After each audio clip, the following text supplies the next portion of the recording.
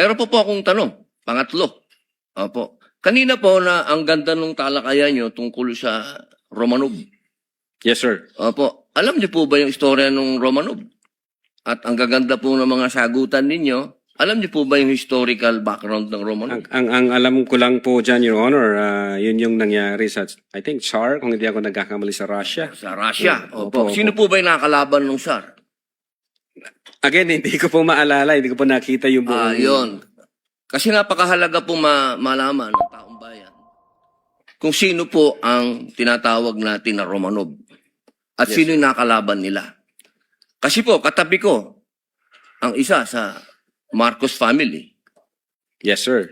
Alam naman po natin lahat, batid natin lahat, na si Apo Lakay, Ferdinand Marcos Sr., ang number 1 na lumaban sa komunista dito sa Pilipinas.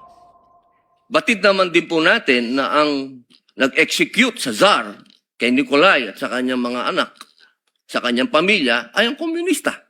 Alam mo po ba niyo? Yes, sir. Opo. Ngayon, sino po ba ang pangalawang pangulo na lumaban sa komunista? Sino po, sir? Ay di si Pangulong Rodrigo Roa Duterte.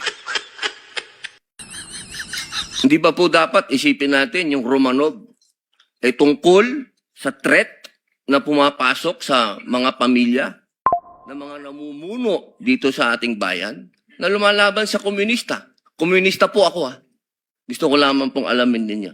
Yes, sir. But well, insofar as the investigation on the issue of whether or not may Romanov or operation of Romanov, ang sabi ko po kanina, nasa intelligence service po namin yan. At I think ang makakasagot po niyan, Your Honor, yung director po namin. Opo, kasi nabanggit nyo kanina sa usapan po ninyo, si Baste. Yun Na po yung... sinasabi nyo po kasi kanina, sa usapan po ninyo, sa napakagandang usapan, na yung Romanov, hindi na ipapaliwanag kasi kung ano ba yung ugat nun. Napakahalaga po na alam natin yung ugat. Si Presidente Marcos Sr. ang lumaban sa komunista, kaya nagkaroon ng threat noong 1986. Yes, sir. Ngayon, sinasabi ni Baste na nagkakaroon ng threat sa kanila, pamilya, sapagkat alam naman nating lahat na ang nagpatuloy ng paglaban sa komunista pagkatapos ni Pangulong Rodrigo Roa Duterte ay si Inday Sara Duterte, ang ating Vice President. Sumasang-ayon po ba kayo doon?